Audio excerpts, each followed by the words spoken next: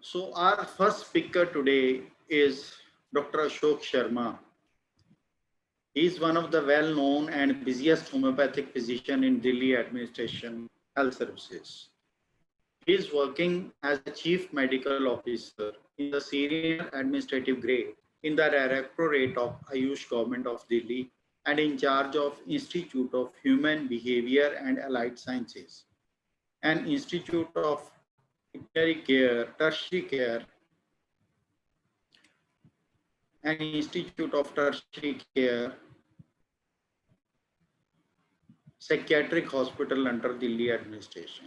He has been working at the above hospital for last 4 years and taking care of various psychological and psychiatric disorders. He is regularly contributing to Rajya Sabha TV on health issues. Dr. Ashok Sharma has to his credit a number of paper presentations at national level and got number of awards from various institutes and organizations.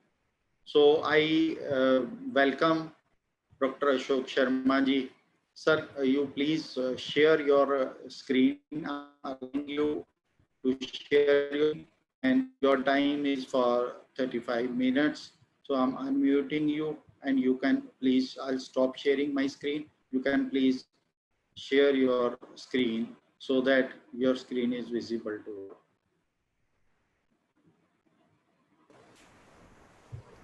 Can you please share, sir, your screen? Is it visible? Not Hello? yet. Not yet. Just a minute.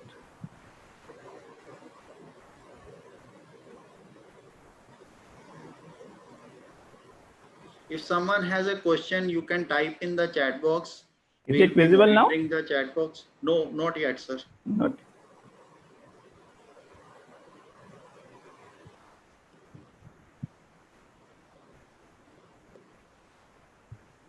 Now? No? Hello? No, you stop share and then in the the lower end there is a share screen button. Yeah, I'm pressing that. And then you select the file you want to share. Actually, it says the host disabled participant screen sharing. But I have allowed yours. I don't know. Still, it's showing that you enabled it.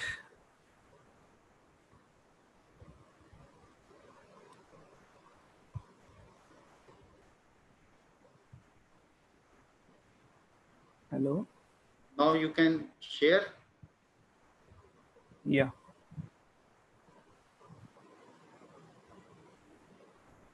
Is it opening now? Yeah. Please share.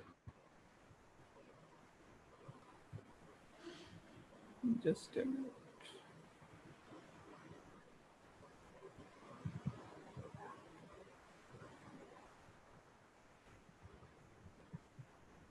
Just a minute. Please hold on. You can stop sharing and stay. Till then, we'll continue talking. So today's presentation of Dr. Ashok Sharma is on COVID-19. So he is sharing the necessary insights to find a remedial solution to COVID-19 pandemic, relating the modern concepts with homeopathic concepts. So I wish him a great sharing today. So in the meantime, when he is fixing his technical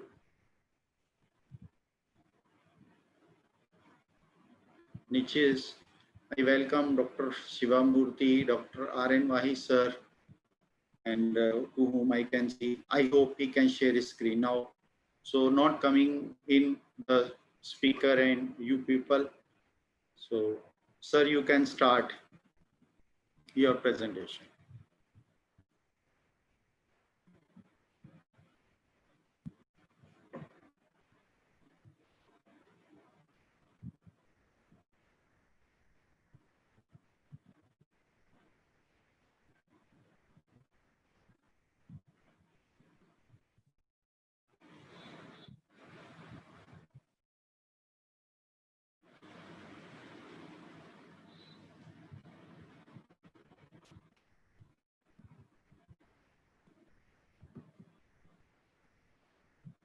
Please unmute yourself, sir.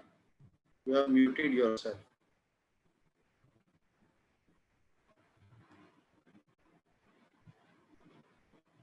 You have to unmute yourself, sir.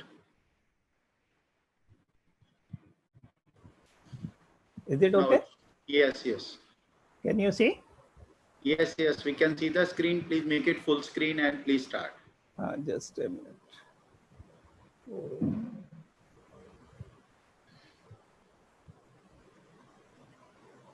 Just a minute. Some technical problem. Full screen. It's on the lower screen, on the lower side.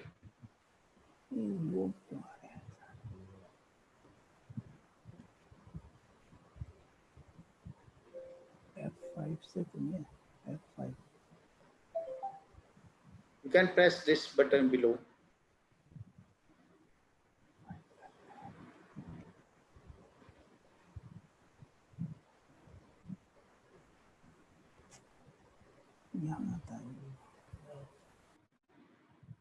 Sir, on the downside, there's a button on extreme right lower side.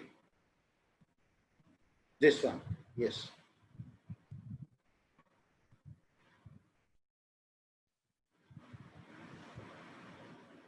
Please unmute yourself, sir.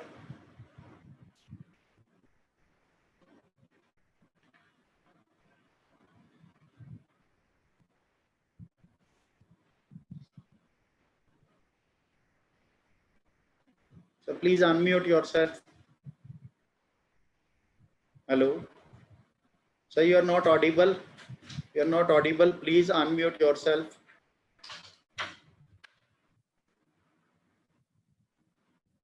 So please unmute yourself.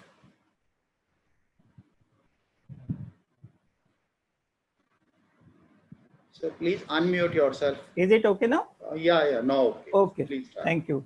I'm audible and I'm. Yes, you are visible and audible. So thank you very much. IHP Over to sir. Yeah, sure. Shall I start? Yes, sir. Please. Okay. I'm very much thankful to IHP for inviting me, or thinking that I should share my views with you people.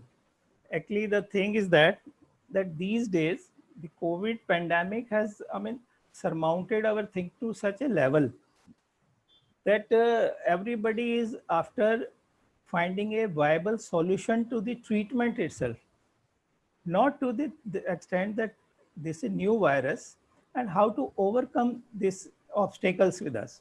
So whenever we have been meeting, I've been talking to people and all that, every third day, some or the new thing it comes to our mind. So today I'm going to share that what insights are really essential, are essential. Hello. What insights we should have in order to have a further development in the knowledge of this thing. So through this week, you can see that there are 3-4 people and everybody is looking towards from his or her own side that what could be the possible this thing, what could be the possible this thing, what could be possible thinking. And we as a homeopath, what we are doing, that we are just imbibing these knowledges from these people and just trying to share these knowledges with our own science. Though our science and their science are totally different sciences. So until unless we are not imbibing their knowledge, understanding their knowledge, understanding the nature of the problem and correlating these things with our things, they become a very difficult. So that is why we people are stumbling upon that today X drug, today Y drug, tomorrow Z drug, and we get entangled into those things. So in order to develop the insight, that means we have to develop a capacity to gain an accurate and deep understanding of someone or something. So what is that someone? Someone is ourself. And what is that something? That something is COVID-19 virus or coronavirus. So how to do that thing? Until when we are supposed to do that thing? Means until unless there is a clear or deep perception of the situation, until unless there is a feeling of understanding, until unless the clear understanding of that complex situation, or until and unless we keep on grasping the inner nature of the things intuitively, that means we should have a clear cut that what is there in front of us, how we are going to tackle that, and what things are we going to perceive whenever attending to that patient. So in the Hindi, if you say, we have to nirikshan, parakh and parigyan, means everything we have to very crystal clear till whatever the science is offering to us.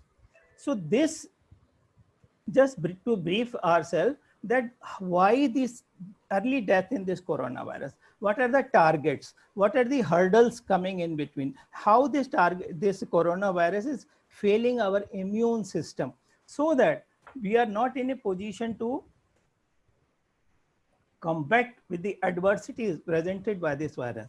So how this virus entering to our body, what that is carrying, and how this entrance or the installation of the virus in the cell is causing lot of adversities and the system is failing. The first two thing is the, could be the possible three explanations are ACE receptor reduction, second is the cytokine storm, third is the massive inflammatory production of IL-1, IL-2, IL-6, IL-12, and tumor necrosis factor by innate arm of immune system. I would like to add one thing here, that this virus is not only crippling the innate immunity, it is also crippling the acquired immunity arm also. So much so that within a span of 14 days, lot of destruction, fibrosis, consolidation, organization of pneumonia ensues very rapidly. So this virus is hardly gives, initially it was hardly giving 4 to 14 days. As per WHO, these are the 4 to 14 days, the incubation period, and the average median is 5.1. So another thing, this is, how does the ACE2 receptors, they work? This is angiotensin converting enzymes. These are sort of receptors on cells which are abundant, and this receptor is abundantly present in the heart, lungs, kidneys, and other organs. So this coronavirus, it attaches itself to the ACE2 receptors, getting an entry into the cells through ACE2 receptors. So what happens, the ACE2 receptors, its enzyme, this enzyme has got a function. First function is that it interacts with the angiotensin molecule and thereby converting into angiotensin 1 and 7, not to 2.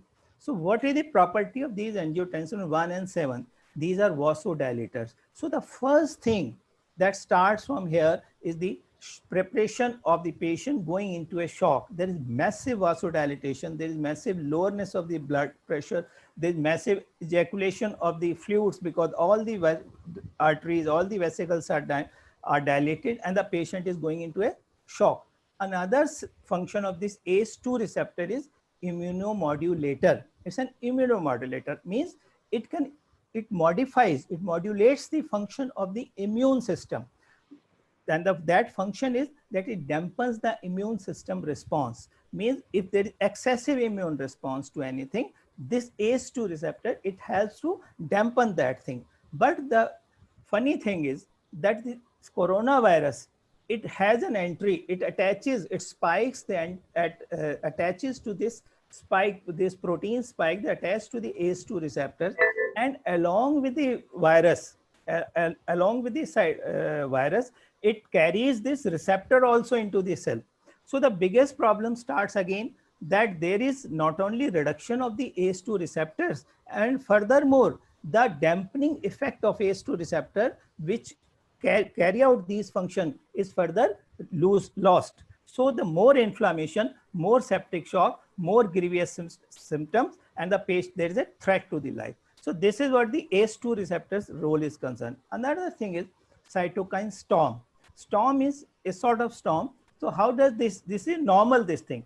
You see, whenever there is a virus, the macrophages, they entangle this, they break into small pieces, they serve through their antigen presenting spaces, that is MH2 or MH1, to the T cells. Now these T cells, they are different type of C cells, they have different type of receptors in them, and they are sort of tailor-made receptors. So it may happen that one of the virus may have 3-4 type of antigens presenting, and those T cells can be attached to them. So when this macrophage, it has already chewed up this virus, they take to the T cells that here is something, I have already done half of the job, can you help me to further destroy it, they say yes. So whatever T cell is suitable for that thing, it attaches to that cell and further goes on multiplying that thing. This is a normal cytokine response. But what happens that where this cytokine storm, when it becomes pathological, so this happens in the case of super antigens. So whether this coronavirus is acting as a super antigen or not, still it's a, I mean, as things are going explode day by day, day by day, day by day. But how does this, what is the difference between antigen and super antigen? Actually, antigen, it attaches to the receptor itself. But when this super antigen, it attaches on the outer side of there. So thereby making a short circuit between the macrophage and the T cell itself, and thereby amplifying and just keep on multiplying, multiplying, multiplying. So much so that is coronavirus, due to this coronavirus, 25% of the innate arm of the immune system or the acquired arm of the immune system get initiated.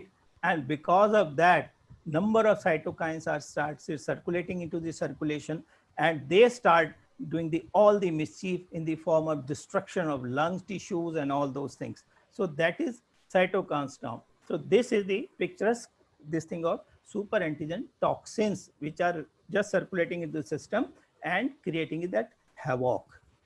So first, ACE2 receptors, do we have anything in homeopathy which can prevent these ACE2 receptors, or do we have in homeopathy anything which can check the cytokine storm? Or the third thing is the massive production of IL-1, interleukins. These are interleukin 1, 6, 12, and tumor necrosis factor, and other these things also. Again, the macrophages, they come into the picture, and IL-1, IL-2, IL-3, 6. So IL-1 is pro-inflammatory.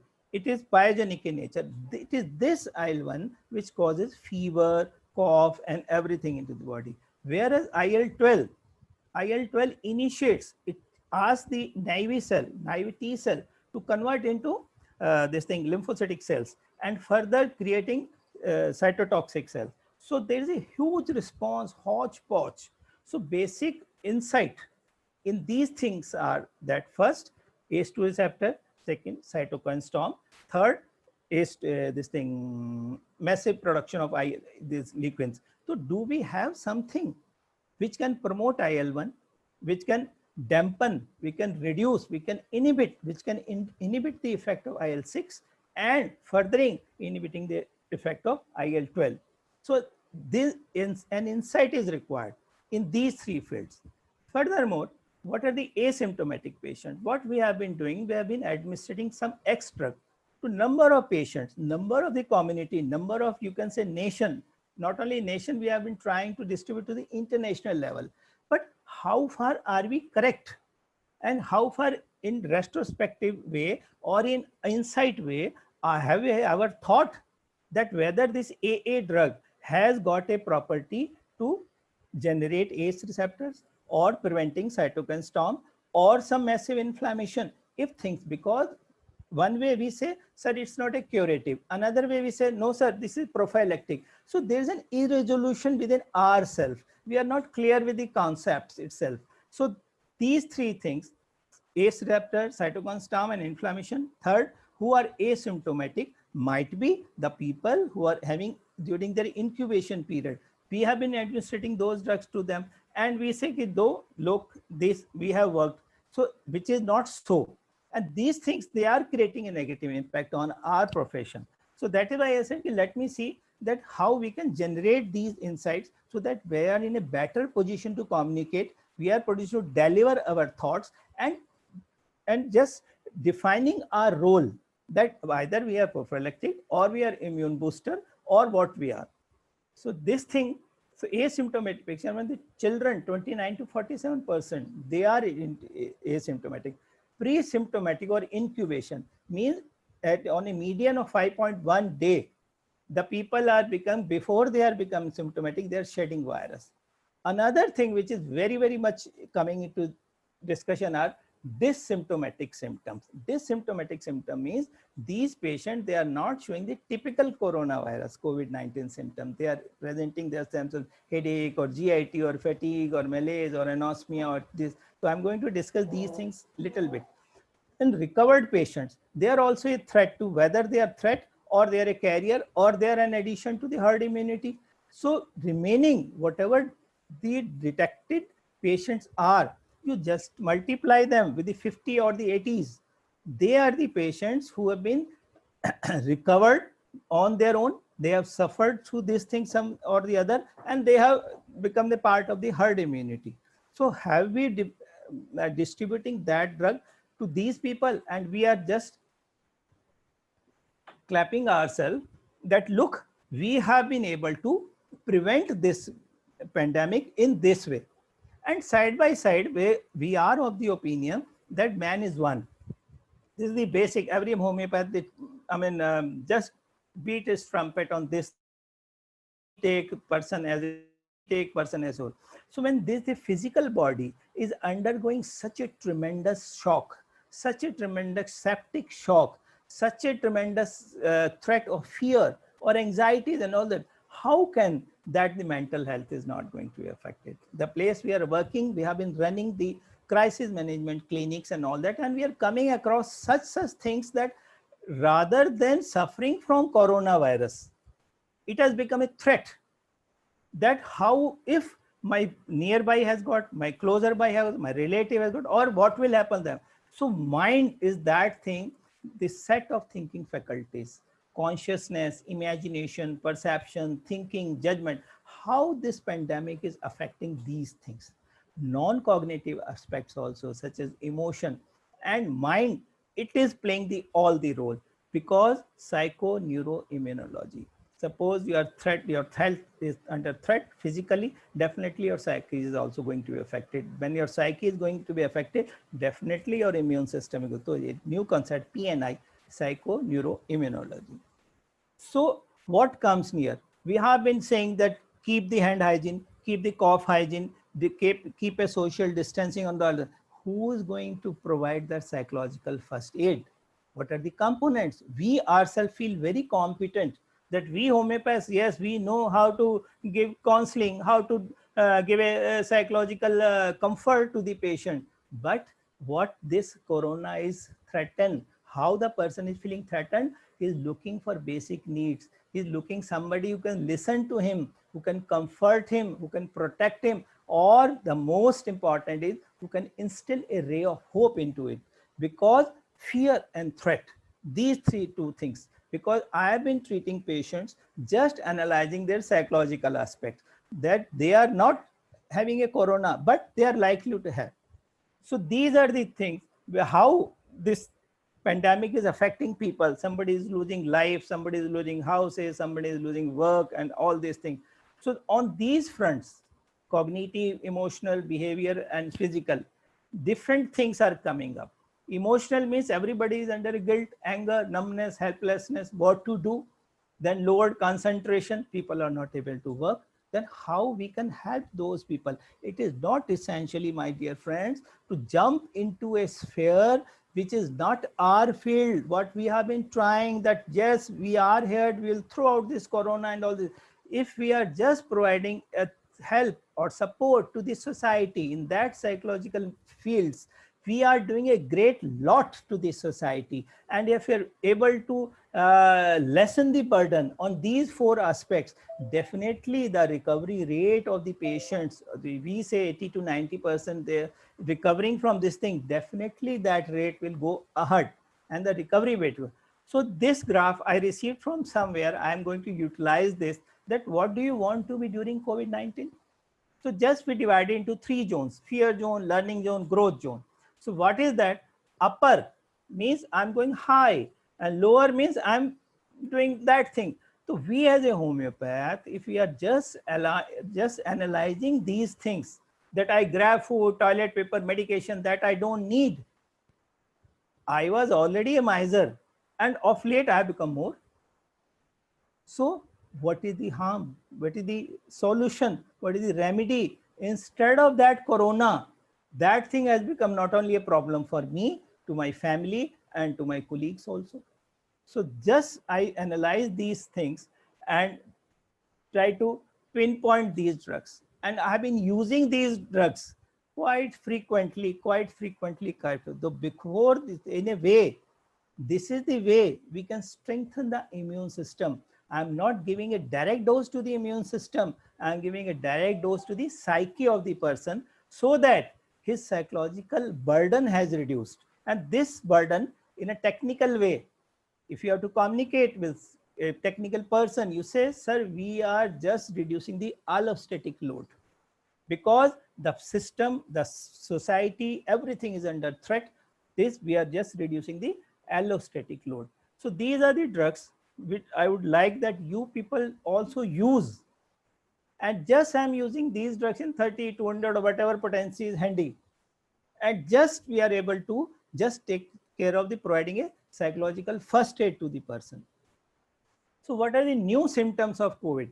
So just I'm going through very rapidly because of the time constraint and all that. So what were the previously listed? What are the new symptoms at it? Previously were 3 only. And what we did that we start concentrating on these 3 symptoms only. Like we should concentrate on cough only. Okay, let us concentrate on cough. We should concentrate on fever only. By fever, IL-1 is there. That insight we have to develop, that how these things are moving around, why the person is feeling shortened of breath, means we have to select a drug according to that pathology only, according to that disturbance in the physiology itself. What is happening that A drug, B drug, C drug and G drug, apart from these 4 things, we are not having a confidence to go into the other drugs also. What drugs I'm going to share with you, you will be surprised to see that these things, they hardly come to your mind because we are biased. We become biased. Somebody is saying that an Apex research organization has suggested this drug. How dare? I say, why not? Who is stopping us to think openly? I have developed an insight. You people also developed an insight. Use your insight. So the latest are the chills, muscle pain, repeated shaking and chills. Then the headache, new loss of taste and smell, and sore throat. So what do we have for all these things? Let us see. So these are the drugs. So what the psychological impact this thing is creating on a person's mind is the anguish. You see, until unless we are not familiar, we don't have an insight to analyze a particular situation. If even if you spend your whole life, you won't be able to elicit these things. Just have an insight into the text. Just try to understand the meaning of that particular rubric. So anguish, it is anxiety with physical suffering. It is a state of being extremely distressed by emotions or pain. Extreme anxiety felt very clearly with bodily symptom of sweating, palpitation, oppression, narrowness in throat, etc. So how the person is reacting to those things, he is disturbed physically. How his body, means the impact of the physical, the somatic impact of anxiety on his health. Chill and heat during arnica, driving from place to place, arsenical. So another is anxiety, where we are concerned, we are care, suspense, uneasiness, unusual anxiety is indefinite. So how to being getting into that thing, means in that anxiety, it is a futuristic thing. The sub rubric is hypochondriacal. So I have added certain main rubrics from one place and supportive rubric from some other place to complete that picture. Drosera, you see the cough. Appetite dimness is anxious and concerned. Anxiety, hypochondriacal, मेरे को भूख नहीं लग रही है, I'm not feeling hungry, what will happen. Then another thing, hypochondriasis means over importance, future about. Caladium, if this thing has affected me, how I'm going to do in my sexual performance. Then Pheromophos, he starts little things, they start affecting him. And you, my friends, when persons are under this type of psychological threats, they are doing those things and yet they are unaware of those things. So just use these drugs and you will get some of them. Then the other is fear. Fever while chilling. Sulfur means when the person having chill, now I'm going to have fever. And dullness during sweat. Another thing, Herring analytical remedy says fear of heat during the chill, fear of chill during the heat. The contradictory parts. So these things I have observed very, very closely. I have number of times I have taken these things on the telephone itself, nothing else. Simply symptoms, minimum symptom syndromes of maximum prescriptive values. Another thing, the impact of this corona on the person's social dynamics. We have one of our pharmacists, he had COVID positive. He called me up. He said, "See, sir, whatever may happen, a paper should not be placed in front of my head. What will happen? How people are going to treat me in my society?" So just on that, Britam album was given. Society of his position in physician will not see him, seems to terrify. People are just running away from getting the test done. Social positions of in that process offended easily. Furthermore, whatever you say to the people, wash your hands, put a mask, and all those things, I'm not going to do it, because people are saying whatever has to happen will happen. And in that process, whatever is proposed, they had the queerest objection. Declares there is nothing matter with him, nothing is happening with him. So what we do, that we don't take into consideration these things. These days, what is there in our mind, how to bring down the fever down, how to make this positive negative, that thing, a sort of, you can say, mass way that has and grabbed the mind of every homeopath. Every homeopath, positive has become negative within 3 days, positive has become negative in 5 days, all the symptoms get relieved after that thing. Or a longing, may God do something so that this, God will help us only until unless, sir, we are not competent in our skill. Then the unpleasant feelings during fever, because of fever, these are the H number, these are the Herring guiding and analytical laboratories page numbers. After the fever, hopeless, despairing, life weary, suicidal disposition with chilliness. So these rubrics I used when this thing in Manesar, their first this thing isolation center, quarantine center was made, and we were providing them the crisis management online, and we were discussing these things with them. Life weary, suicidal disposition with chilliness. Chilliness in the evening, weary of life said, could commit suicide. During chill, very much out of humor, would like to take his life. So it was the their caretakers, their nurses, their health care givers. They were saying these things, sir, may kindly do something for this guy. We are finding it very difficult to, and our allopathy counterparts, where they were giving a lot of antidepressants and sleep inducing pills, nothing was helping it. Heat of body and anxiety, suicidal notions, sorry for the type error, suicidal notions, means the person is developing those notions. These are the symptoms of the inner being. Dullness, sweat during, China sand sulfur. Then the feeling and conations, means the person doing whatever actions. With a dry cough and evening fever, he torments his family with his bad humor. Again, Sorina. After the fever, hopeless, despairing. Then again, fever ending with bad humor. So what we have to do, what my this thing is, that just listen. What is happening? What does the patient says? क्या कह रहा है? What the actions are? Very irritable mood, especially during the chill. The things, little things put him out of humor. Belladonna. So you must be seeing that everywhere the drugs are coming, different. Then cough, which were the initial symptoms. Cough, breath holding, and it has become a taboo. Just hold your breath. Are you able to hold? Oh no, let me go. And people, they start thinking, no, I'm going to have these things. But the breath holding off, you just refer Kali Nitricum and Boric laboratory. Typical picture. So friends, what my this thing is, that why the person is unable to hold breath, because there is less oxygenation. Anaerobic, aerobic respirations are not going. There is a lack of coincidence between the respiration control of the ventral fibers and the dorsal fibers.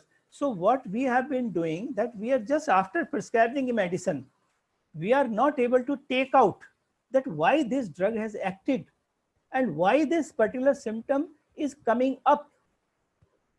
So we, until and unless you see lakhs of patients, until and unless we are not able to find out some reasons for that thing, Because if we are able to find out a drug which is parasympathetomimetic in nature, definitely this sympathetic parasympathetic, we are balancing that.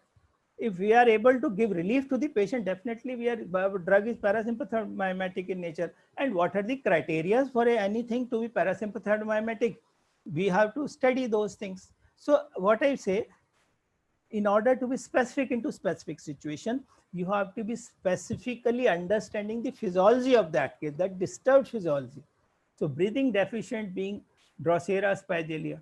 So another cough symptom which was prevailing a lot, violent interrupted until relieved by vomiting, spasmodic jerking of head forward and knees upwards. So these are just observations. What does the patient is doing during cough? Nowhere the bryonia, nowhere spongia, nowhere, once only arsenic help came into the picture. Another thing which we gave into this thing, Manesar, this thing is that they were under such threat, that the corona threat was so much in their mind that 30 people, they were not able to sleep. So much so that they had to give some injectable to them, and on video screen everyone saying, I said, what happens to you? They say, sir, we don't know, this thing even goes with us, this thing is not allowing me to sleep. I said, what thing? Sir, yehi, ये जो नया बुखार आया, ये जो नया problem आया. And in Boric, this one line is being written very clearly. Same disagreeable ideas arouses him from slight slumber, means they are not allowing him to sleep. So another thing is the behavior of the person, the anticipatory anxieties, where we say argentum, jalsemum and all that. Look the three rubrics: fear, bad news hearing of; sadness, bad news after; wildness, unpleasant news. First he has got a fear, then becomes sad, and when the news really comes up, look at the response. So another thing is mouth. You see, when this virus, it affects the lacrimal duct. This is olfactory nerve. There is a swelling. So something in the food is that is called aroma. So until unless you are not getting aroma, how can you get the taste? So this is what the drug. Initially, there was sneezing, there was cough, and there was loss of taste. So thus two drugs, mouth tasting, wanting, taste, wanting, coraizine. So it is very simple for us. But the moment that pathology is presented in front of us, look, this is corona, and this is like this is like, and a homeopath starts scratching his head. See what has come in front of me. Arey, whatever is there, this thing is there, na. And if we say that pulse and sulfuric acid, they are working in that, means we are just tackling the effect of that coronavirus through ACE receptors in the olfactory nerve, and we are just preventing those symptoms. Maybe the thing for the research organization is that you analyze these things, do these type of interests, instead of spending your manpower, your money and everything in distributing the preventives and all that. Sir, may kindly carry out these type of researches, that what is there in pulsatilla which is causing the disturbance of the olfactory nerve, what is there in sulfuric acid. Because you see, I'm a clinician, and as a clinician I have to take care of everything, and I'll change the logarithms also, because researchers, they have their own fixed logs. I don't have any fixed logs. I can change the potency, I can do anything like that, because I have to treat the patient. So another thing is no smell, wanting or lost. Again, these two drugs, pulse and sulfuric acid. So whatever is condition, because there are a number of drugs written over there in laboratory, but why these two drugs? Because I had been getting supporting rubrics for those things. So the thing is, try to find out that what is the effect of pulsatilla when it is introduced into the system, how it disturbs the olfactory nerve function. Then mouth wanting things which formerly had strong taste. This is a very common prevailing symptom. I am not getting taste. Today itself in the morning, I treated one of the I advised this to one of the patient. She was saying, sir, however I've been recovered from that thing, corona. She was corona positive. I am not having the taste. I'm getting the smell, but I'm not getting the taste. Aconite just was given in 9 o'clock in the morning, and she just had 1 m. I said, you take it. At 3 o'clock, she said, at least I can eat some Maggie. which I all previously used to like. I'm preparing this, I'm not able to, I'm not enjoying it. And simple drug is aconite. So number of drugs, they are just going out of our that thing. And just we are bounded with arsenic, brania, spongia, camphor and all these things. Just apply your insight, friends, and you will be able to find out number of things. So what message we are giving to the junior homeopaths? Is it this, that whatever drugs we are suggesting, you just keep on giving them? Let them open their mind, let them understand the things. Another symptom which is coming very thing is water, pani. The water is just tasting like wine. It's tobacco. And you look this cough symptom also of tobacco. Cough, stomach turned inside out feeling as if. So how to, what is the pathway to a drug? You see, we people within 15-20 minutes have been told that we were able to pinpoint to the arsenical within half an hour. Is it so easy? Is it so easy? It is damn difficult to prescribe a drug and to pathway to the drug discovery, how to discover a drug. My friend, look, these are the normal things. Target, structure, function, medical chemistry. We have to be familiar with the cell, virus, molecular biology research, medical need identification, target identification, number of things.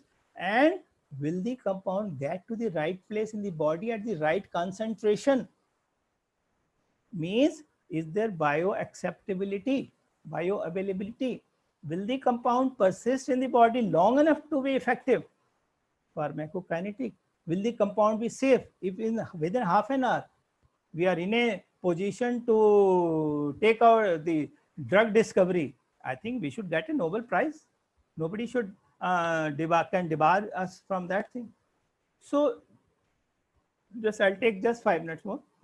So what I mean to say, that we never try to find out why I have taken thirst.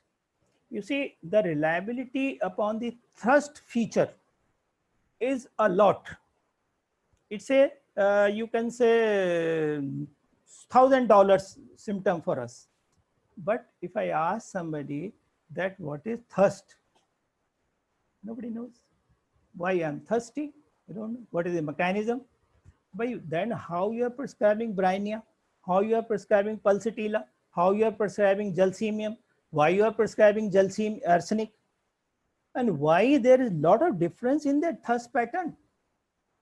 There is something in the body when Brinia must have been proved that has disturbed the physiology in some way. And the biggest escape for us is that, sir, my humble request is that we always say, sir, this is written 200 years back, so I can't change it. You can't change it. But the thing is, just as a research organizer, whomsoever is listening to me, my request to them, sir, may kindly do a project on thirst itself. What is there? You take your 4 or 5 drugs and see their physiological action, whether in potency or in this thing, that thing. So this thirst is the homeostatic thirst, non-homeostatic thirst. Body needs it or body doesn't need it. So these are the hardwares, how the hypothalamus, osmoreceptors, anti-ADH, definitely our drugs definitely has definite. I just like just to share with you that in anxiety cases, whenever I'm prescribing an Abhas, my drugs are just acting on SSRI, selective serotonin reuptake inhibitors. So when the effect is coming, they are telling me, look, Dr. Sharma, you have got SSRI in your homeopathy. I said, what is SSRI? Again, I'm going and reading in those books. Then the other people are telling me, you have drugs of this particular quality. So my request is for all young homeopaths also, whomsoever is listening, just don't, just try to grab the physiology. Definitely you will be able to generate your target that yes, here it is. So these are the regulatory mechanism of thirst. Means reduces, inhibits. It's so that means our drugs definitely has an impact on the whenever we are proving our drug definitely have this thing only, because until unless we are not understanding the brain, the kidneys, the urine formation symptom, so same way we are tackling these issues like virus itself. So another is electrolytes. Just small things we are not able. We just go to the patient, and what we do? Kya hua? What happened? What does the doctor says? We ourselves doesn't have that insight that what is doing this thing. I'm prescribing. If I even if I'm prescribing, the patient is having some effect.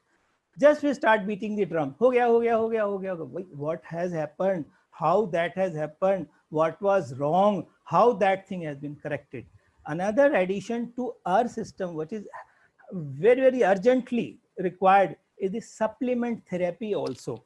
Management therapy also. See, in ICU, what are they doing? Just taking care of their vitals. So these are the things. So these are the ECF, ICF, ECF disturbance. Just small things I'm sharing very quickly.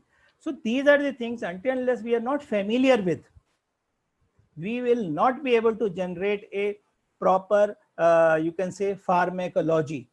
There are big books in the form of standard treatment guidelines and all those things.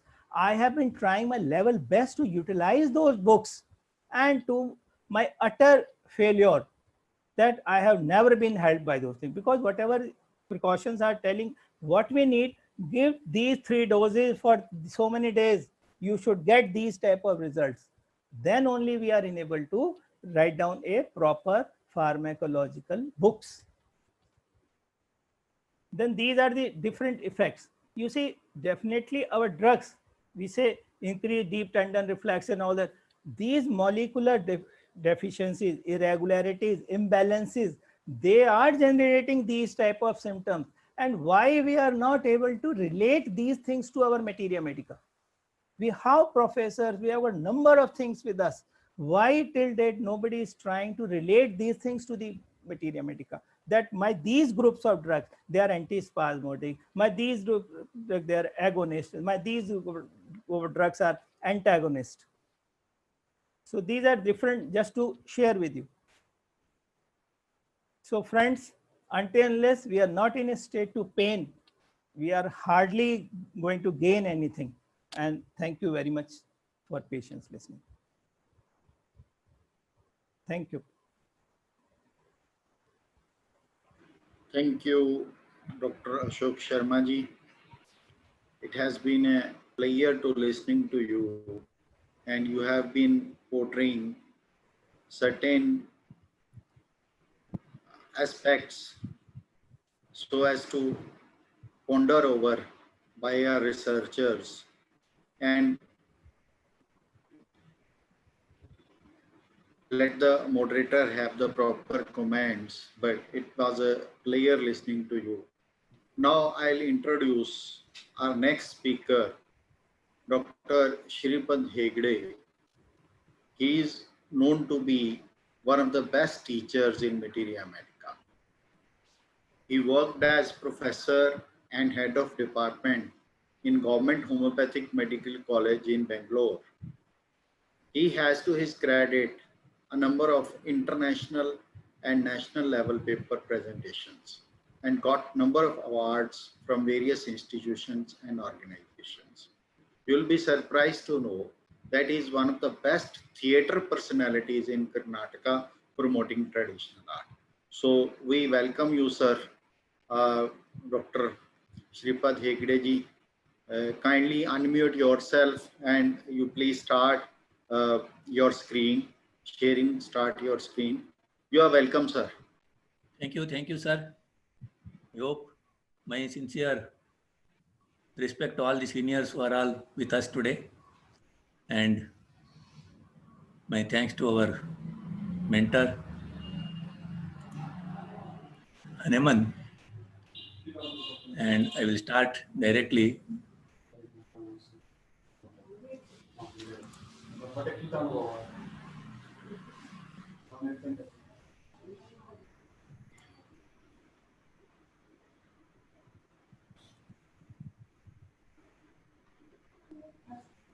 I think you have to make me sharing. So you have to open your presentation, share screen. Your screen is already shared. You just open your presentation. We can see your screen.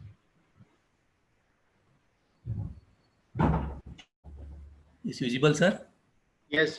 Please maximize it. Yes, it's very much there.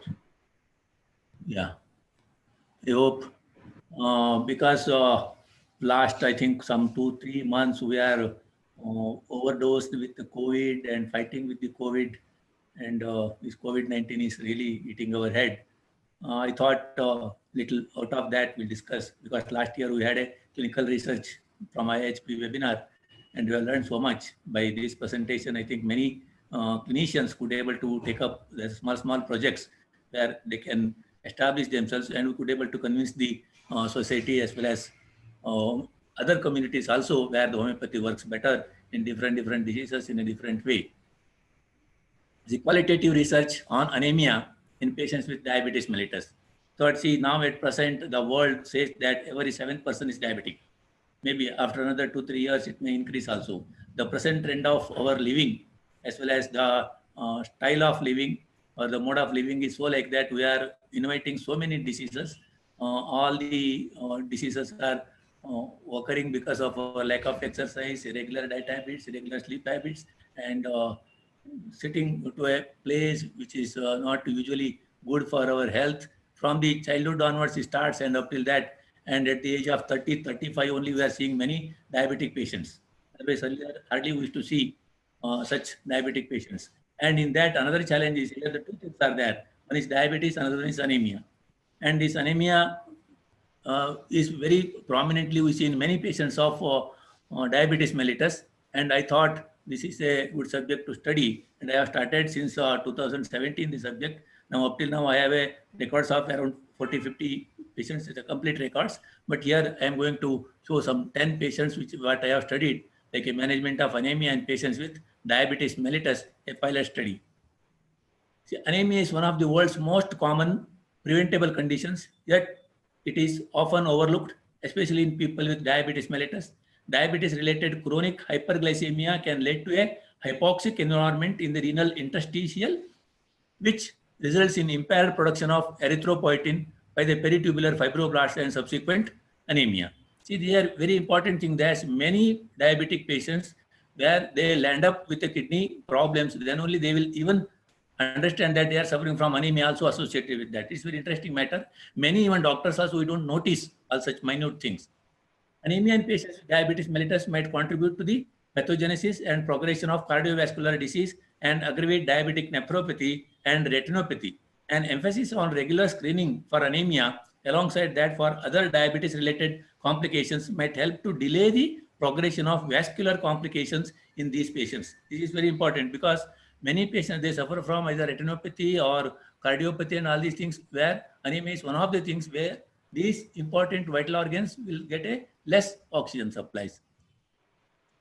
The elevation of pro-inflammatory cytokines plays an essential role in insulin resistance, as well as induces the appearance of cardiovascular complications, diabetic micro and macrovascular kidney disease, and anemia.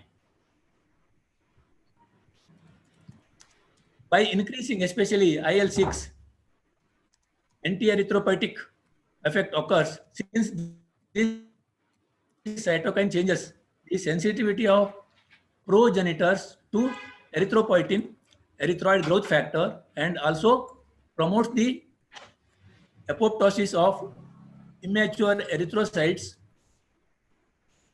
which causing a decrease further in the number of circulating erythrocytes and consequently causing a reduction of circulating hemoglobin.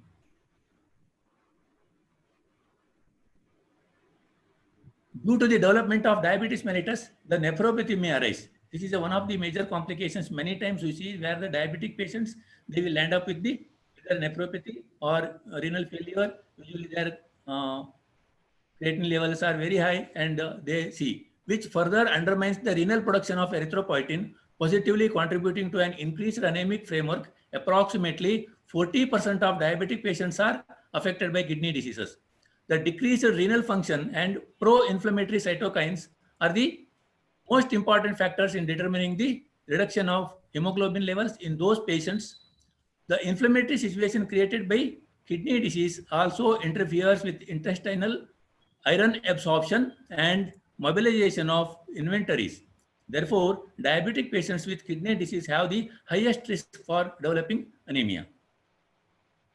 See, diabetes often leads to kidney damage, and failing kidneys can cause anemia.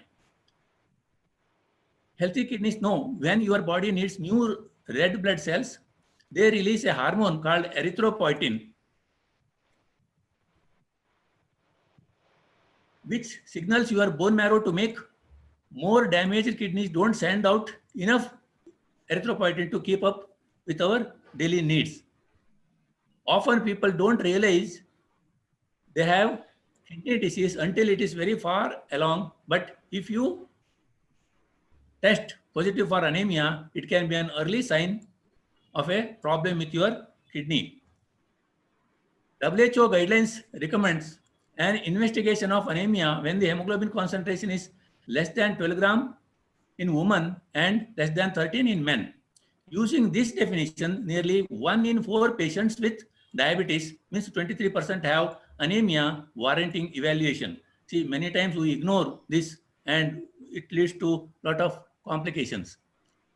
The study is taken up to find the effectiveness of homeopathy in the management of anemia in diabetes mellitus, because anemia is a common complication of diabetes mellitus and an independent contributor to the pathogenesis and progression of other diabetes related complications. Now, this is a small, the pilot study has been taken with how the method has been used. Here I have taken only the 10 cases in the beginning of that I am presenting, because I am waiting up to complete the 100 cases, then we could be able to present better. Now, almost 50 cases I have a records, because it needs a long-standing, some 2 to 3 years follow-up and continuous observation and laboratory recording. All these things are required. Without that, we could not able to comment anything on this. 10 cases were selected from OPD of my practice who are fulfilling the following criteria. Known cases of type 2 diabetes mellitus under treatment who also suffer with anemia with hemoglobin below 9 gram per deciliter without any diabetic complications requiring other forms of treatment. I hope you followed it. Without any other diabetic complications. The selected cases were treated homeopathically using the similimum based on the totality of symptoms, and the results were tabulated after 6 months of treatment. The outcome was measured using tail pair t-test using mean and standard deviation. This is a classical statistics we use. The chart of diabetic patients suffering from anemia who is on anti-diabetic treatments treated with homeopathic medicine for anemia. I will show the chart. See, you could able to see the chart before and after the treatment of the things, where the 10 cases where blood sugar levels are there, fasting blood sugar and postprandial blood sugar, as well as hemoglobin percentage in that patients, and after the treatment, what improvements has taken place.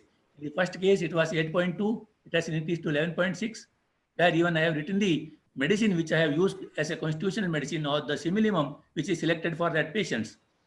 8.2 to 11.6, where China was the medicine, and number second case, the 8.1, which has increased to 12, there acid phos was a medicine, and third case, 7.9 hemoglobin percentage, which has increased to 11, there argentum nitricum, and fourth case, 8.9, which has increased to 11.5, lycopodium was the remedy, and the fifth one, 8.3, which has increased to 11.8, there the phosphorus was remedy, and the sixth one was 8.4 and 11.6, where calcarea carb was the remedy, and seventh one was 7.8, which has increased to 11.2, nitramure, and eighth one, 8 to 12.5, the phosphorus, and the ninth one was 7.8 to 12, the ferromet, and the 10th, the last 7.4, which has increased to 12.4, phosphorus was the remedy. See, this is the chart. I think we could able to make out very clearly the comparative value of hemoglobin before intervention and after in type 2 diabetes mellitus.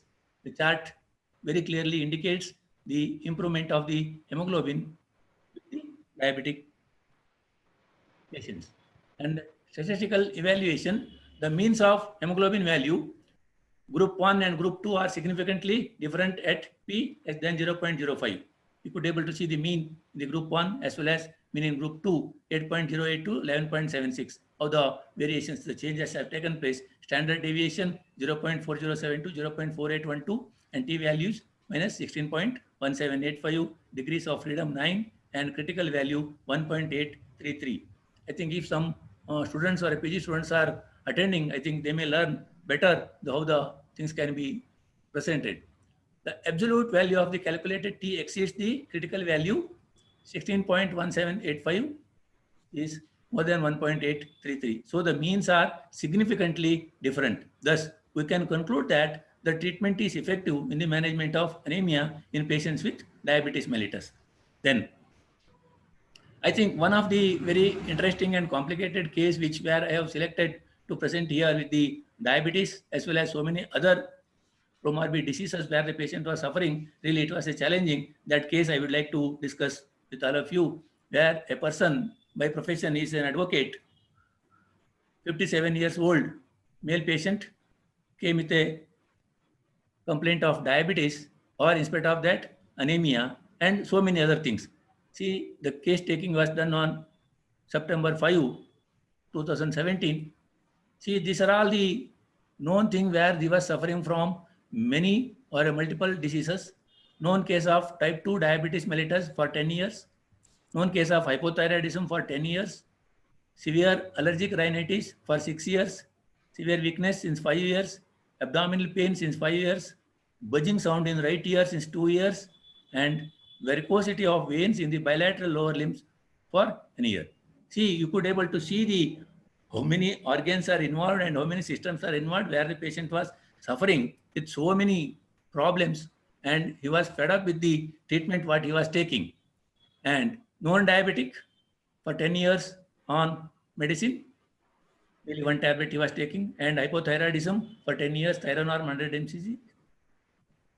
Complaining of drowsiness, severe sneezing, running nose. See, this is all associated or a separate complaint. It was very difficult to assess. We came with a lot of investigations and lot of treatment procedures. Many things was there. Almost it has taken for me to 2.5 hours to understand as well as study his problems. Associated decreased perception of smell. Even he lost or anosmia has developed. Anemia, complaints of weakness, prostration, and gastritis.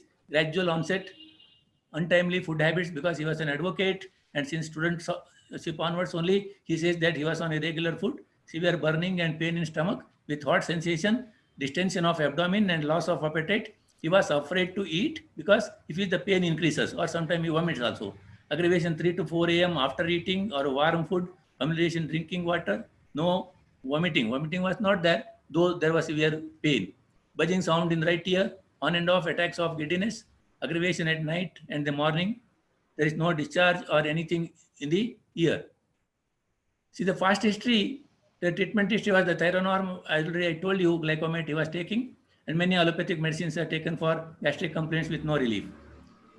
This is a surgical procedure what they do. They give gastric antral vascular ectasia with endoscopic banding to prevent the gastric ulcers bleeding.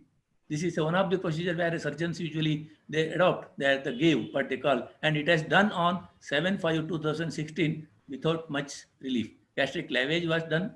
History of moderate edema of both lower limbs with a mild varicosity. Had undergone blood transfusion twice because his hemoglobin goes down without his knowledge because of the prostration. They have to give him the blood. See, these are all the reports. As I will just skip this. Family history: the father is diabetic and hypertensive, has a heart complaints. And these are all the personal history which has been taken where the positive findings have been noted. And life space investigation: patient was born and brought up in a middle class family of a farmer. He had irregular food habits during his higher education. He was sensitive and choosy in his diet. Being an advocate in the beginning of his practice, he had disturbed food habits as well as so many other things, was consuming more tea and coffee. He is more concerned about his clients and family members. See, that was one of the specific thing in his mind, that he is more worried about others' problems than his problem. He has a more attachment with all his clients and other members. Patient is conscious, cooperative. These are all the typical in the format of case taking pro forma. Eyes conjunctiva pale, sclera muddy, buccal mucosa pale, where gum pink healthy. It's not much to be said. The neck, no lymphadenopathy, tonsils not enlarged, no signs of clubbing, cyanosis or icterus, but pallor was very strongly present. BP was 130/86 of right arm, sitting position. Pulse 76 beats per minute, regular, bounding, vessel wall not palpable, respiratory rate was 20, temperature was normal. This is normal about his respiratory system, CVS. Only for abdomen tenderness on epigastric region, mild enlargement of spleen and liver. This is another additional information. See, this many diagnosis has been already made, and in admission as well as discharge summary, everywhere they have written type 2 diabetes, hypothyroidism, allergic rhinitis, erosive gastroduodenitis. Maybe this is the one of the cause for his severe anemia and pernicious anemia, venous disease, and varicose veins. So these are the investigations at the different dates where TSH, the fasting blood sugar, as well as suddenly how it comes down. That is very interesting phenomena where you could able to see the 16 after blood transfusion and it came down to 11.6. See, these are all these scanning reports. Mild prominence of superficial veins in lower limbs. It is for the varicosity, the Doppler test which gives. And here they gave what banding they have done on 7/5/2016. And this is after the discharge, they say gastric antral vascular ectasia, scarring, distal body, stomach. But within 3-4 months, again the bleeding has started. Now, many seniors are there and many PG students are there, many clinicians are there, and many practitioners that they could able to identify it belongs to which miasm. There are multiple disorders are there, and many are in its own destructive phenomena. I hope we'll diagnose now. Because there I gave one classical modality, it was increases after midnight at 2 to 3 a.m. Naturally it takes, but you might have thought some other remedy also. That is very interesting. See, case analysis with evaluation has been done, mild and gentle, physical generals and characteristic particular. It has been labeled very systematically, mind as well as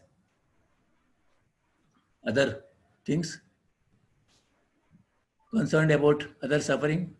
Here in the physical characteristics, burning with hot sensation, sneezing early morning, buzzing in right ear, night, morning.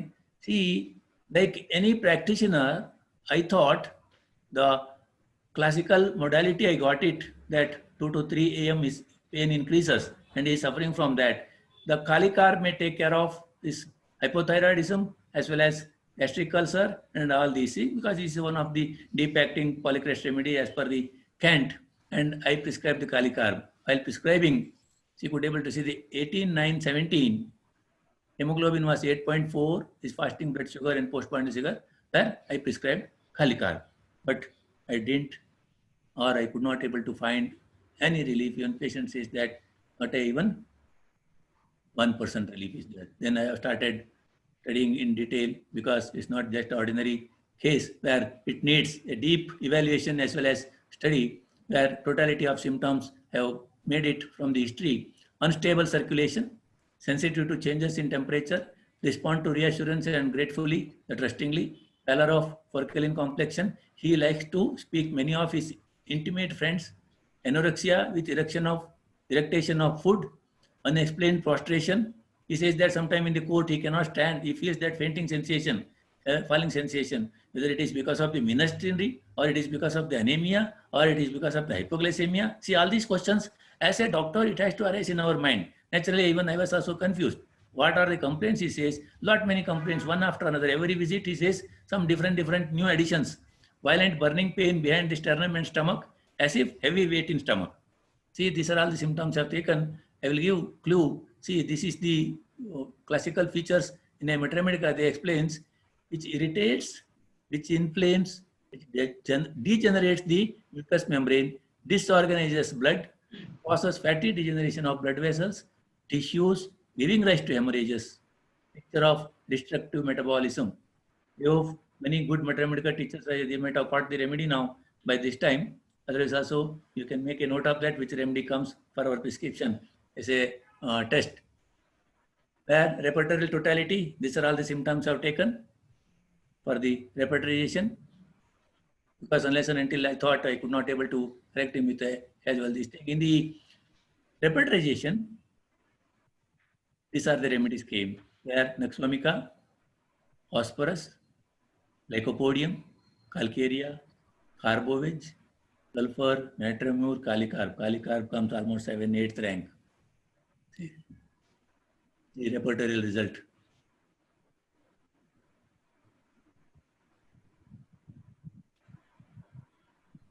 See, Nux-vomica is a superficial acting remedy where it may not go to the deep, where patient is suffering from long period. Naturally, phosphorus stands. Where hemorrhages, it's a deep, irritates, inflames, degenerates. A classical picture of a hemorrhagic tendency, which hemorrhage continuously, which bleeds continuously, and where I have started the phosphorus. Where phosphorus has been given for 5 days and followed after that, see slowly hemoglobin started improving and patient is also started improving because it takes a lot of patience as well as listening to him because every time he brings with some new complaints, it deviates from our mind that or it tends to prescribe some other remedies. This I think all you will agree with me that it is a common disturbance for every good practitioners or as well as prescribers. But in between I have used Nux-vomica as well as even sometimes Colocynth to reduce his abdominal pain because it was very severe. And even China self I have taken, you could able to see how the hemoglobin was there, the 10.8, which came down to 8 in January 18. It was again, actually, I have fully shaken and I thought that it's very difficult to control him. And he was very much worried as well as he says that, sir, next time I will not go for a transfusion. Now I have reached 8. If it goes to 6.5, they will give a blood transfusion and they are advising me to undergo surgery. Please avoid me, something you could able to do. See how the patient complaints and appeals, which gives a more confidence in our prescription, which made me to study again and prescribe the things where I gave it China. But still it has not helped. Though the China is a complementary for phosphorus, I thought that may help. But on in the March 18, you could able to see the hemoglobin level came down 7.1 gram. I thought this is the last I have to give up. Then I gave phosphorus again the 1M. The same. But after the phosphorus 15 days, cifalinum I gave 1 MBD for 2 days, which made the whole scenario completely change. Would you able to see this? Where his hemoglobin started improving, 10.2. Only he complains on and off cramps in legs. And after that, see the 11th May, where his hemoglobin started improving, 11.6, there I could able to take a deep breath. I said, okay, now he started improving. That is the moment where after the cifalinum with the phosphorus, which has changed the whole scene of the patient, where he started improving. See, in between, for some acute complaints where Nux-vomica, China, or sometime what happens, all this, though the hemoglobin has started improving, he started complaining where sugar level has come little high. Sir, it was fasting 120. I thought without disturbing much, I gave a Cesium, mother tincture daily 2 times for 10 to 12 days, I think, which has helped him to come out of that also. You could able to see these are all the follow-up of the patient, different laboratories. This I will skip. As Dr. Muktinder Singh said, I think all these things are explained now. And the small clipping from the liar only, there is no ethical problem will come. You only proudly you wanted to say, I will just make it on. Putrajaya PA. Sir, it is audible? Of Madhugiri Town, Tumkur district. I am an advocate. Yes. Sorry for. 14 years. I am suffering from gastric.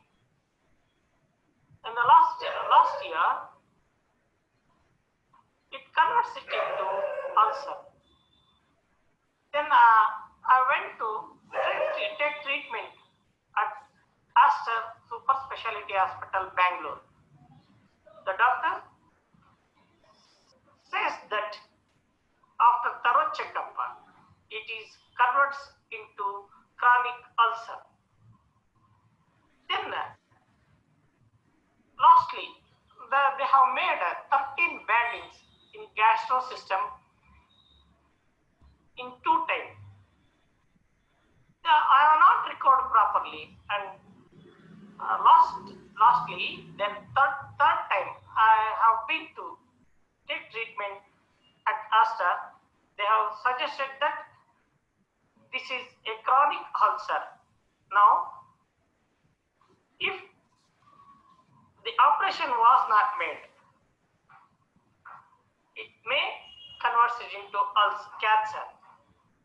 Then, at that time,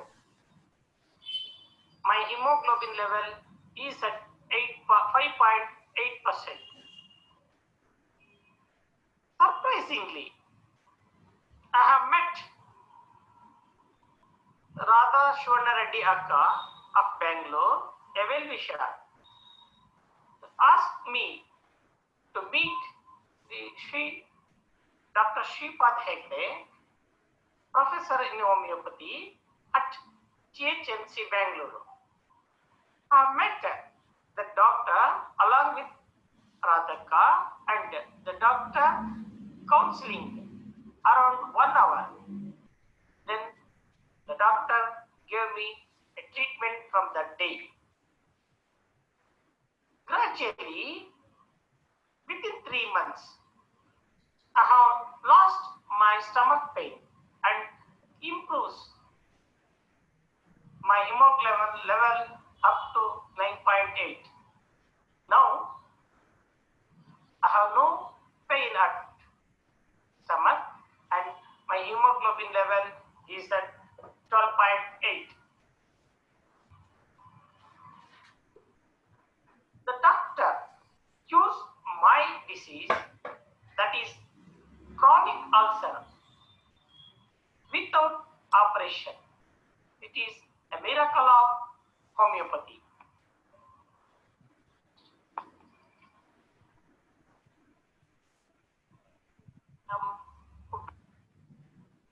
Yeah, I think this is the thing from the patient where he wanted to express. Thanks. Still, he is in touch with me. Afterwards, never the hemoglobin didn't go down. Almost 2 years are over. We are keeping on a watch that even his thyroid problem also came under control. Now he is very happy. A similar study needs to be taken up for a longer period with more number of individuals included in the study to be more valuable statistically and also to see the long-term effect of homeopathic medicines in the treatment of anemia in patients with diabetes mellitus. Why I say that many times such as small things also we ignore and we could not able to give a relief to the patients. Where many of us are not keeping the full record of the patients, whatever they give. If we maintain the statistics as well as laboratory reports as well as patients follow-up, that itself will become one of the good research module for everyone. Now, I believe in IIHP, many good practitioners are there. If you ask them, I have treated one case, I have treated many cases, but if you ask the evidences, we lack. I think if we start maintaining that, we could able to make more studies and we could able to bring up better presentations with a confidence, and that will be a good guidelines for the youngsters who are coming up. Conclusion where I make this small study effectively concludes that homeopathy is effective in the management of anemia in diabetes mellitus, thus preventing the pathogenesis and progression of other diabetic related complications. I hope by this a small pilot study on diabetic patients who is suffering from anemia or goes with that. See, the research is to see what everybody else has seen and to think what nobody else has thought. That's what we should be able to develop. Then automatically the research works will come up very fast. I hope my sincere thanks to IHP webinar organizers, Padma Shri Dr. V.K. Gupta ji, Dr. M.A. Rao sir, Dr. Prabhakar Murthy garu, Dr. Muktinder Singh, Dr. Raman Rao. He was my teacher when I was studying in first year, second year. Dr. Tanveer Hussain and honorable members of all IIHP and IIHP National Homeopathic Mission. Sir, thank you, thank you. I hope I am within your time, what time schedule you have given. Thank you, sir. Thank you. You are so punctual. So we can, rather you have finished 2 minutes in advance. So it was a beautiful presentation and you have thrown a lot of light on the diabetes, and this will give a lot of confidence to the students and the practitioners that they can handle such cases effectively.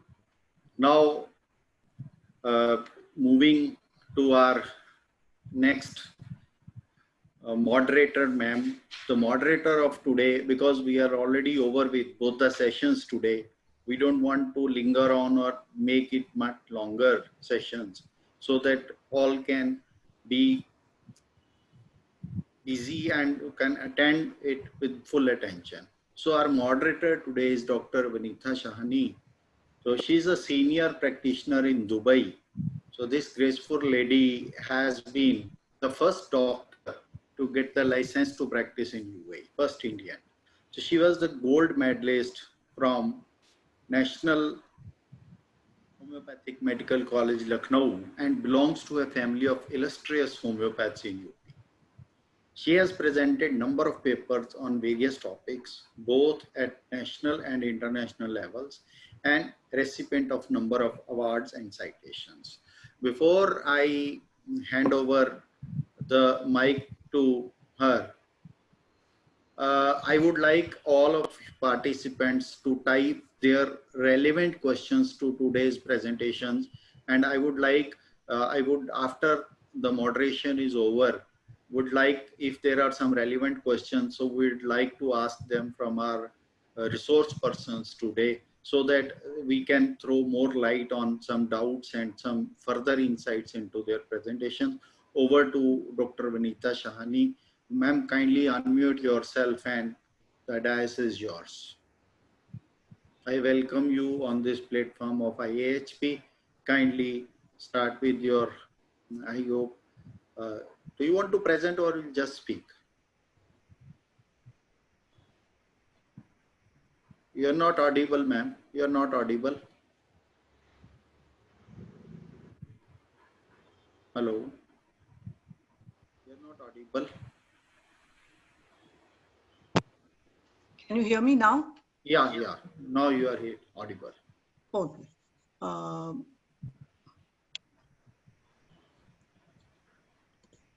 The camera's on. Yes.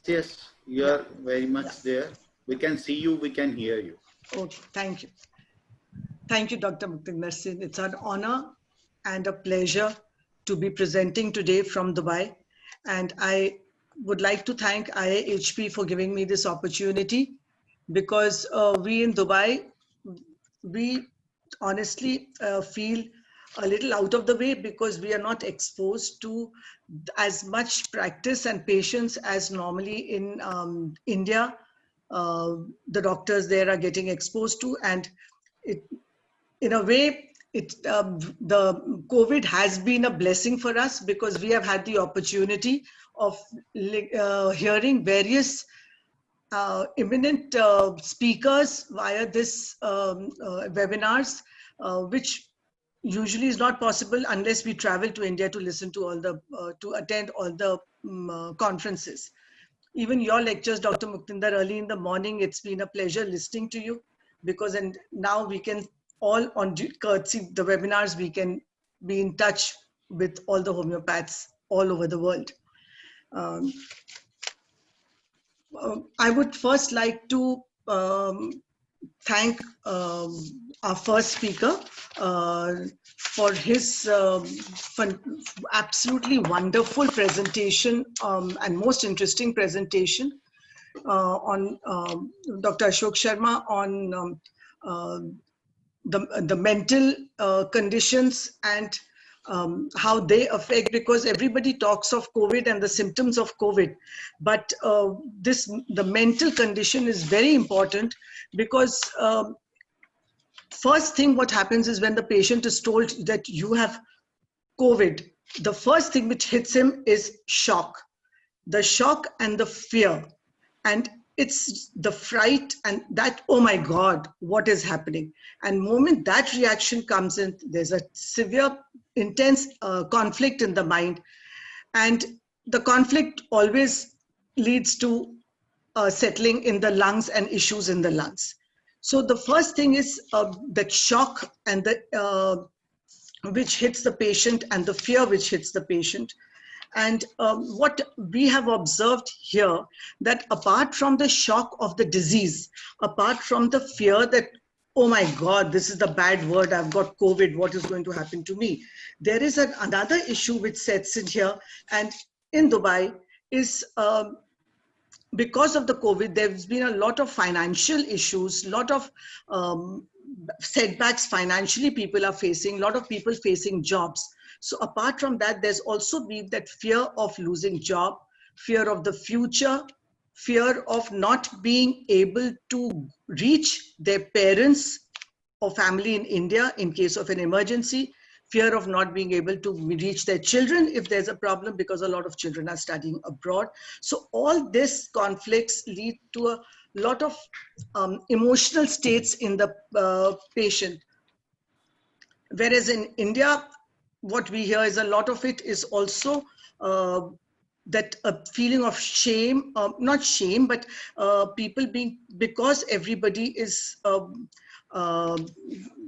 it's like if you have COVID, your whole building is isolated. So there's also a issue of fear of the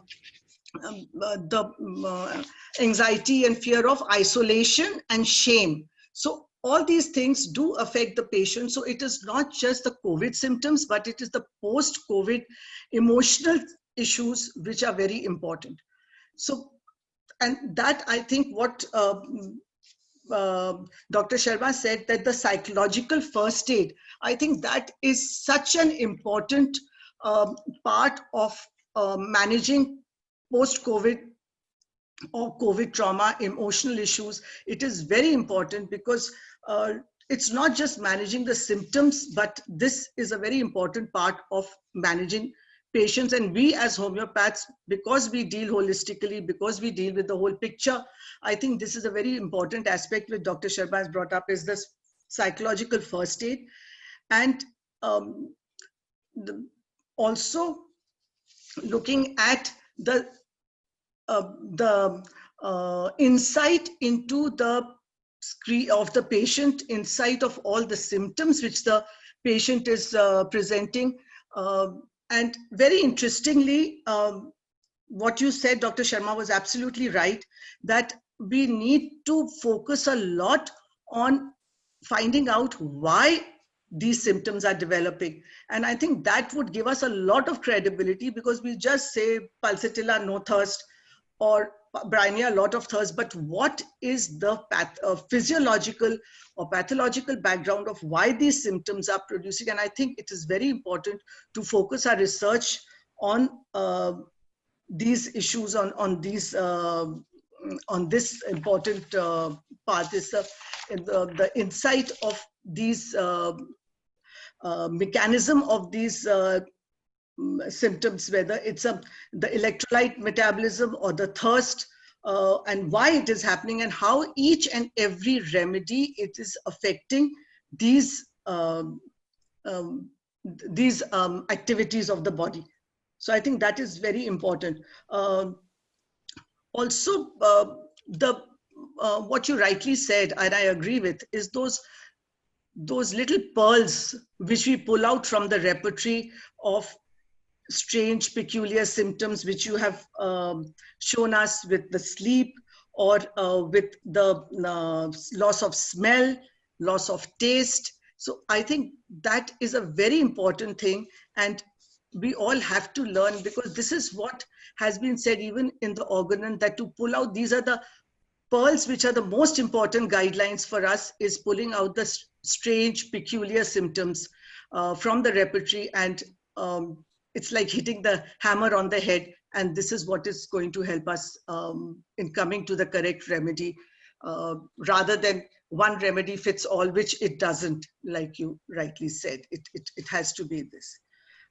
Thank you, sir, for a wonderful presentation, and it was really, really an eye-opener into the methodology of taking the patient and paying attention to these minute details. And I'm sure that younger homeopaths will benefit a lot from these concepts that you have given us.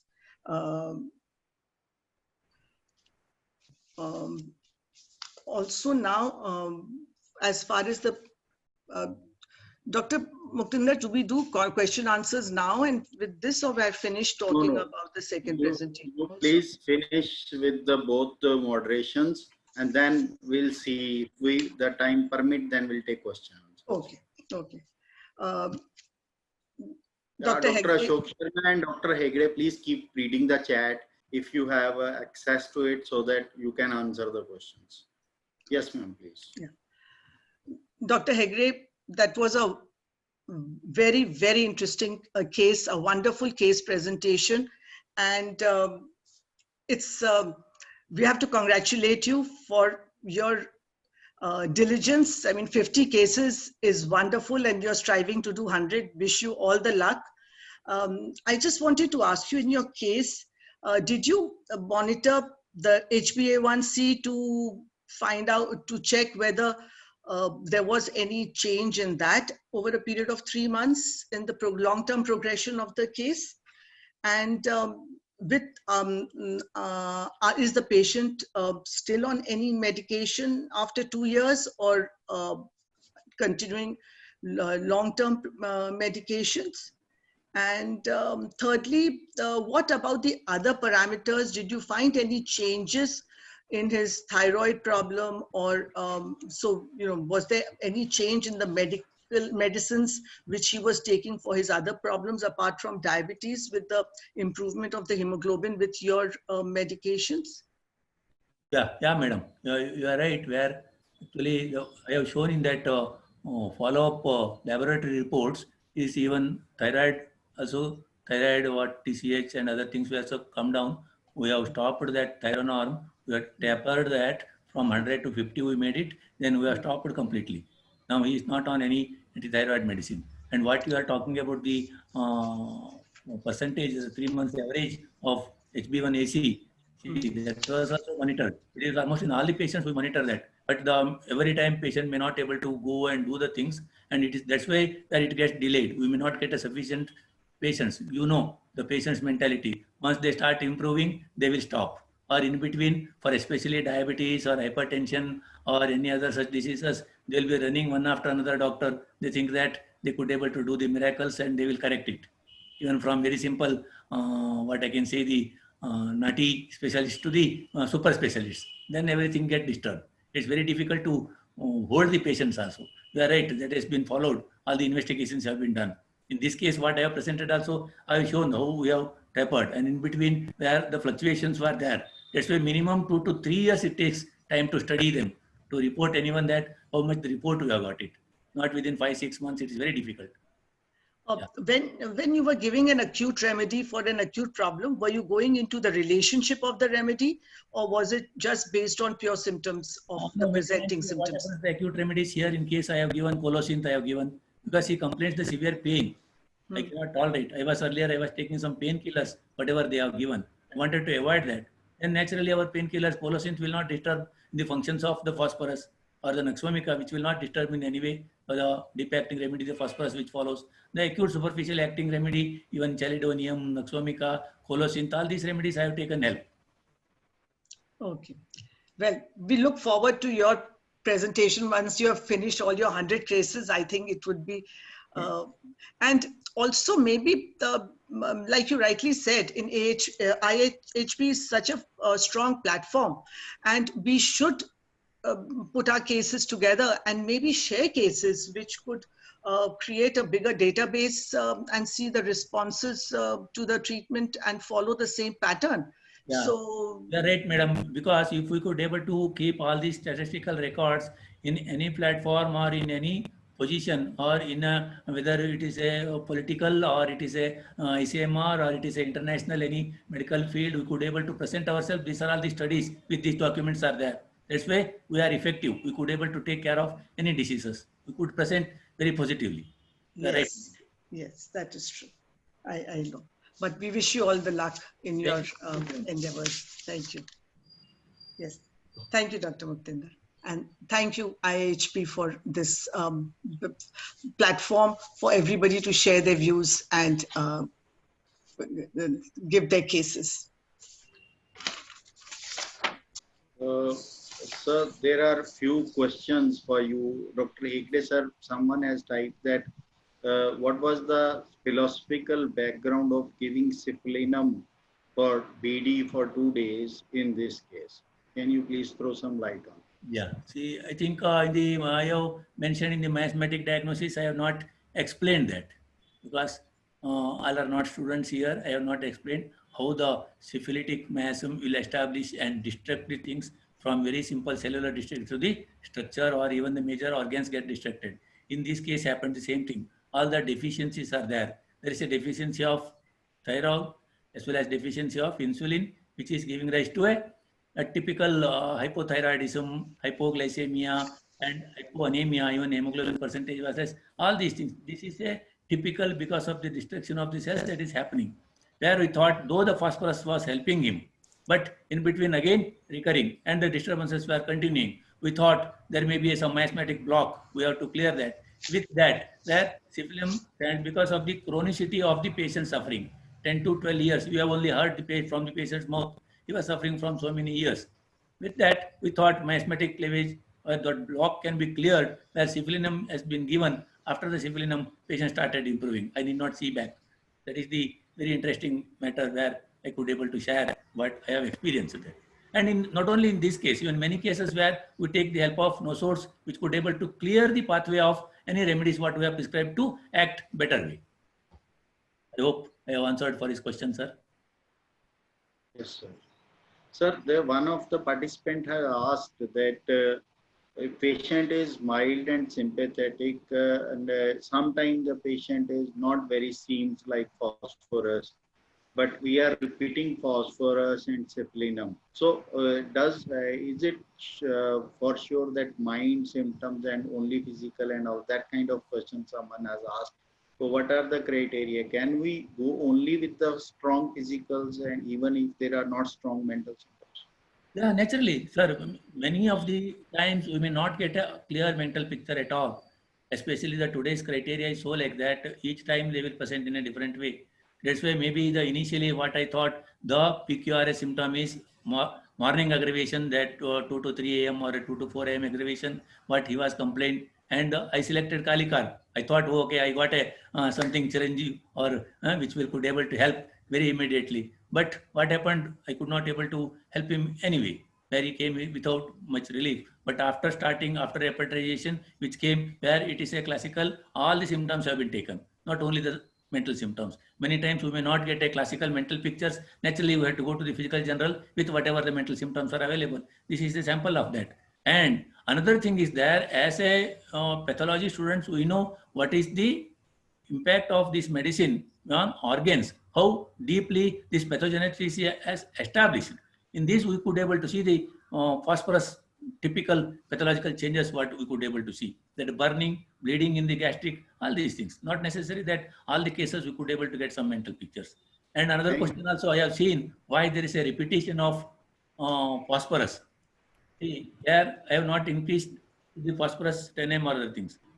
And where the 200 up to one level where I thought it is improving.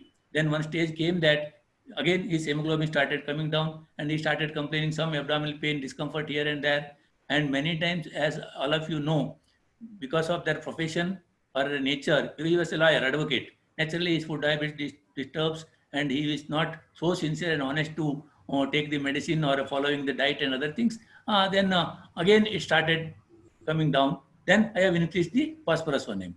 And the repetition and the doses, actually on that situation, we have to decide. We cannot make a very classical way of this is the way how we have to make it. It is very difficult. I hope by experience, I hope they will enjoy that. Thank you, sir. I could not find much questions for Dr. Ajay Dahad is there, sir. I will answer for that. Principal of Nasik College.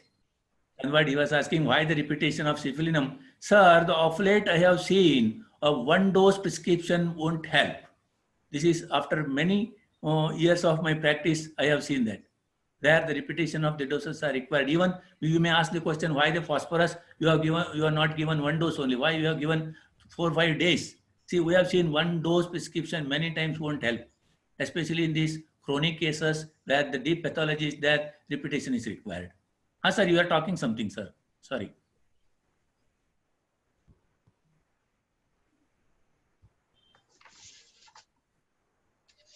I think one more question from Dr. John Rodriguez.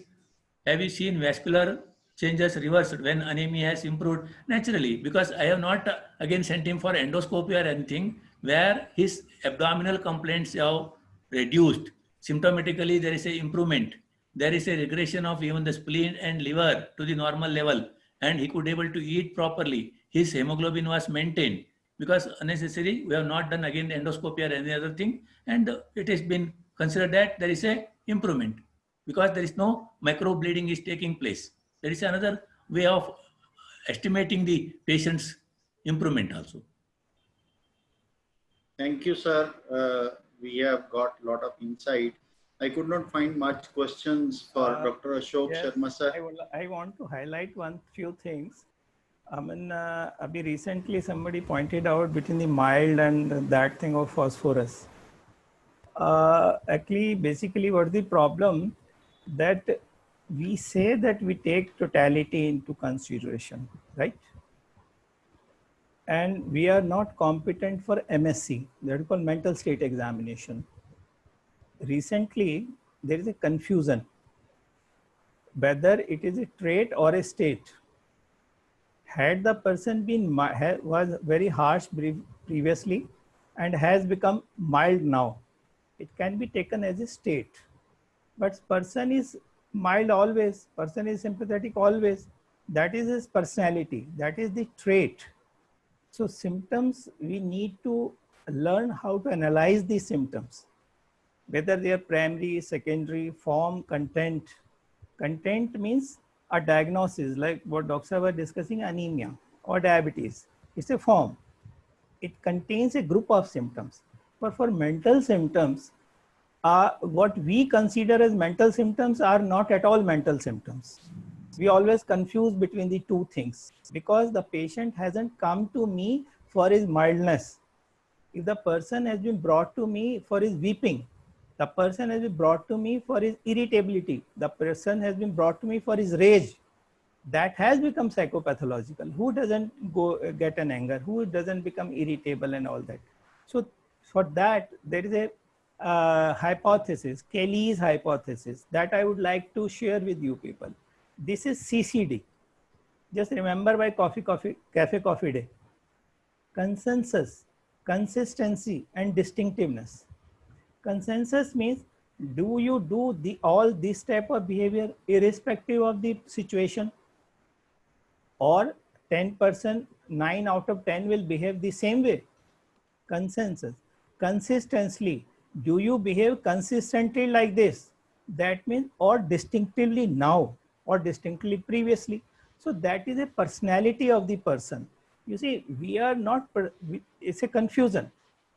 Mental aspect is a confusion for everybody because we say the person's mental symptoms were this. These are not the symptoms. These are the part of the person's personality. Everybody has a personality. Personality, if you want to define, the way the person shapes and adapts to the ever-changing challenges of the life on different perspectives, it has a way. So whenever we are erecting a totality, mental totality, let us say, the first part is the personality, that is pre-morbid or any changes into the person's CCD now. Second thing is the meaning of that particular thing. Suppose somebody is diabetic, what meaning this thing consists for him, and what are the coping styles, how does a person is overcoming these things. Third thing are the defense mechanism. So Dr. Makinder, what my submission is that we need to understand this MSc a lot so that we are in a position to differentiate between the psychological and the pathological aspects of that person. What can be modified? That is what I'm saying. I've seen number of students, what are you doing? We are doing project on lifestyle disorders. So whose life it is and how the person is leading that life.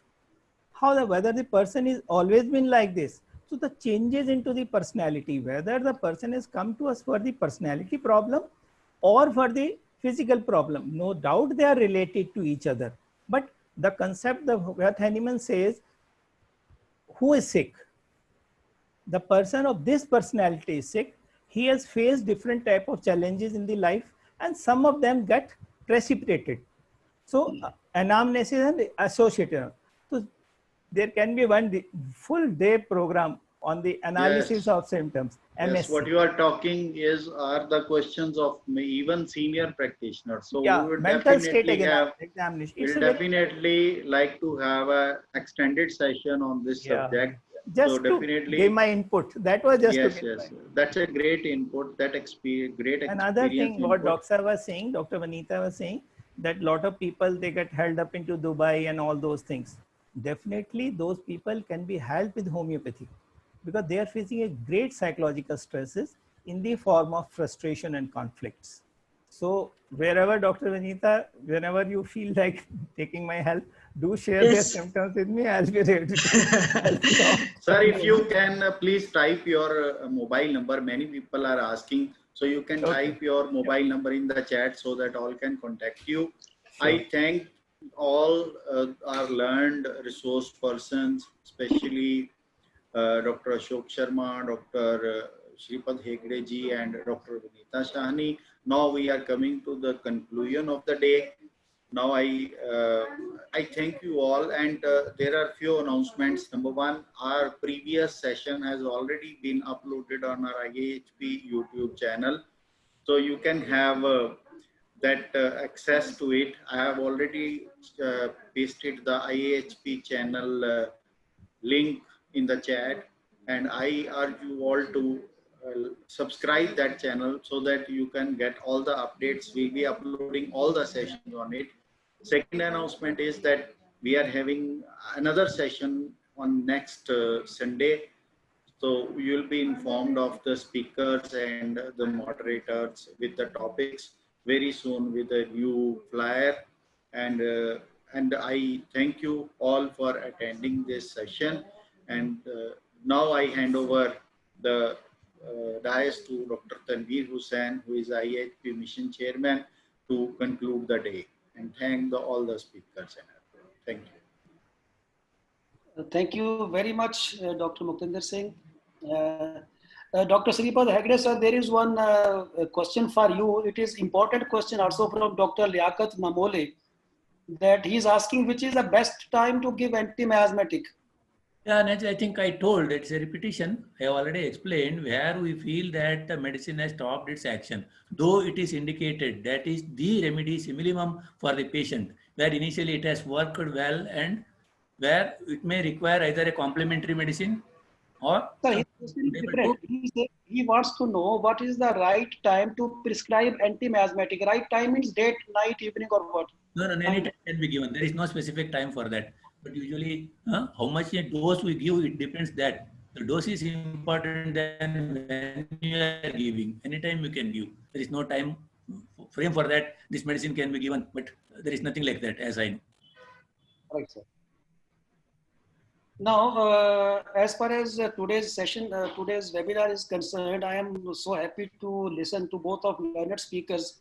First, I would say something about Dr. Ashok Sharma ji, who has always been very educative for the audience.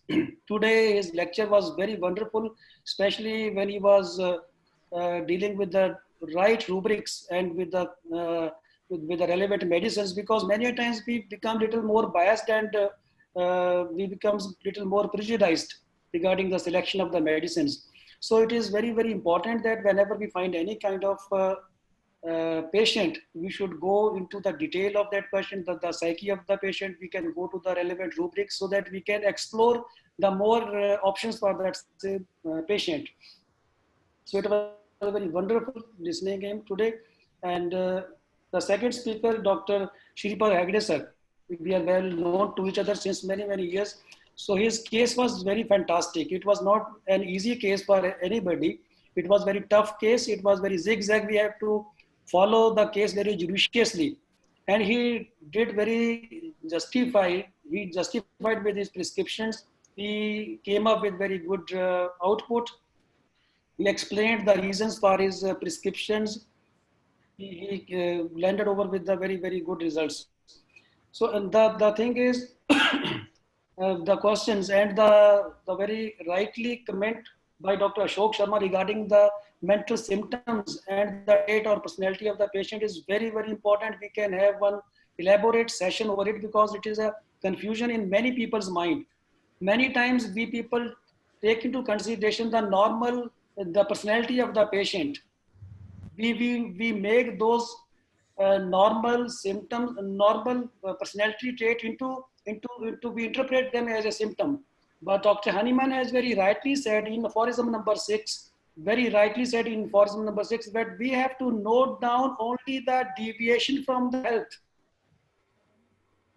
Only the deviation from the health. So whatever are the changed symptoms in his mind, mental aspect or on the physical aspect, we have to take into consideration only those things. So it was altogether very wonderful session. We will have similar sessions in the future too. As far as the previous lectures are concerned, as Dr. Muktinder has rightly told you all, that it is there on our YouTube channel also of IAHP. The address he has given in his chat box also, we can go and listen those lectures from IIHP special channel. And in the next week, we will come up with our 2 learned speakers. We are talking with those people and we will inform you regarding that. And in after these 2 speakers, the moderator, respected Dr. Vanita Shahani, she has done beautiful job today. She has given our very valuable comments regarding the importance, regarding the presentations of both the speakers very nicely. She has explained the many things, and she has also make many questions clear for the audience also through her own questions. I also thank all the audience who has given their qualitative and quantitative time to all of us, especially to the speakers and to IHP people. And in the last but not the least, I always thank our respected National President, Dr. N.M. Rao Sahab and Dr. V.K. Gupta Sahab, President of Honor. They are always there to guide us. Before every seminar, before every webinar, we talk to these people a lot before finalizing the speakers. So they are always there like a backbone, the spinal cord of IHP. Thank you one and all once again. See you in the next webinar, hopefully on coming Sunday. Thank you once again. Thank you very much. Thank you. So thank you all. We'll log off now.